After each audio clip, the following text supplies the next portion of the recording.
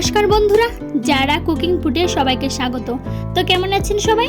আজ আমি আপনাদের সাথে শেয়ার করব ছোট মাছ দিয়ে দুধ মান কচু ডাঁটার চচ্চড়ি। এই রেসিপিটি খুব সহজভাবে খুব কম তেল মশলা দিয়ে তৈরি করে দেখাবো। ভাতের সাথে খেতে অসাধারণ লাগে। চলুন তাহলে দেখে নেওয়া যাক আমার আজকের রেসিপি ছোট মাছ দিয়ে দুধ মান কচু ডাঁটার চচ্চড়ি কিভাবে তৈরি করি। ছোট মাছ দিয়ে দুধ মান কচুর ডাঁটার চচ্চড়ি বানানোর জন্য আমি এখানে নিয়েছি নদীর টাটকা ছোট মাছ। মাছগুলোকে কেটে পরিষ্কার করে ধুয়ে নিয়েছি। দুধ মান কচুর ডাঁটাগুলোকে কুচি কুচি করে কেটে পরিষ্কার করে ধুয়ে নিয়েছি। আমি এখানে মশলা করে নিয়েছি কাঁচা লঙ্কা, পেঁয়াজ কুচি, থেতো করা রসুন, হলুদ গুঁড়ো, লবণ, গোটা জিরে, গোটা শুকনো লঙ্কা, আর নিয়েছি পরিমাণ মতো সর্ষের তেল। প্রথমে মাছগুলোকে ভেজে নেব। এর জন্য পরিমাণ মতো লবণ, হলুদ, তেল দিয়ে মাছগুলোকে মাখিয়ে নেব।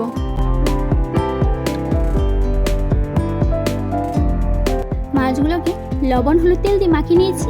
এবার ভেজে নেব। এর জন্য কড়াইতে দিয়েছি পরিমাণ মতো সর্ষের তেল।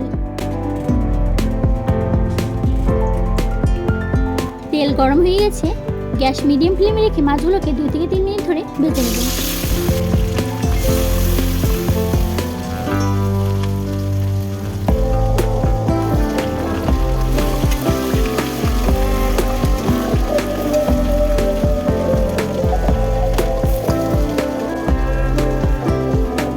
মাছগুলোকে ভেজে নিয়েছি। এবার নামিয়ে নেব।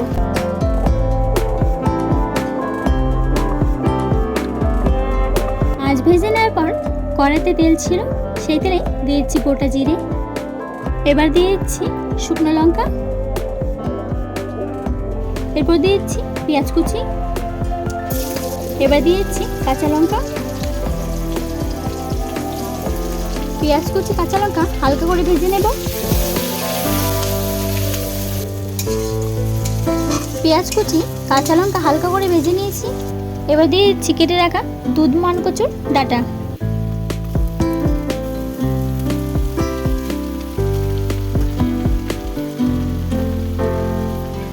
এবার দিচ্ছি পরিমাণ মতো লবণ। এরপর দিচ্ছি পরিমাণ মতো হলুদ গুঁড়ো। দুধ মান কচুর ডাঁটাগুলোকে মশলাতে মিশিয়ে নেব।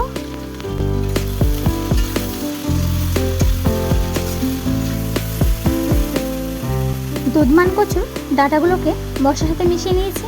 এবার দিচ্ছি ভেজে রাখা ছোট মাছ।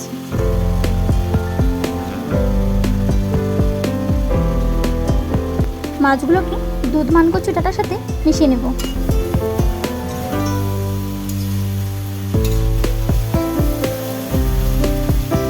এবার একটি ঢাকনার সাহায্যে ঢেকে দেবো। হতে দেবো 2 থেকে 3 মিনিট। 3 মিনিট হয়ে গেছে। এবার ঢাকনা সরিয়ে নেব।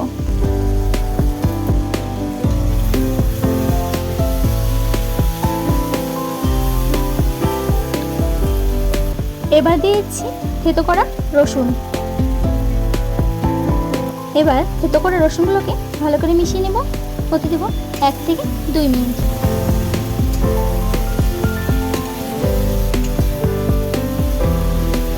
দুই মিনিট হয়ে গেছে। ছোট মাছ দিয়ে দুধ মান কচুর ডাঁটার চচ্চড়ি একদম রেডি। এবার নামিয়ে নেব। তো বন্ধুরা, আমার আজকের রেসিপি ছোট মাছ দিয়ে দুধ মান কচুর ডাঁটার চচ্চড়ি আপনাদের কেমন লাগলো অবশ্যই জানাবেন। আমার ভিডিও ভালো লাগলে অবশ্যই লাইক, কমেন্ট, শেয়ার করবেন। আমার চ্যানেলে নতুন কোনো বন্ধু হয়ে থাকলে অবশ্যই চ্যানেলটি সাবস্ক্রাইব করবেন। পাশে থাকা বেল আইকনটি প্রেস করে দিবেন, যাতে আমি কোনো রেসিপি শেয়ার করলে আপনাদের কাছে খুব তাড়াতাড়ি পৌঁছায়। দেখা হবে নতুন একটা রেসিপি নিয়ে। ভালো থাকবেন, সুস্থ থাকবেন।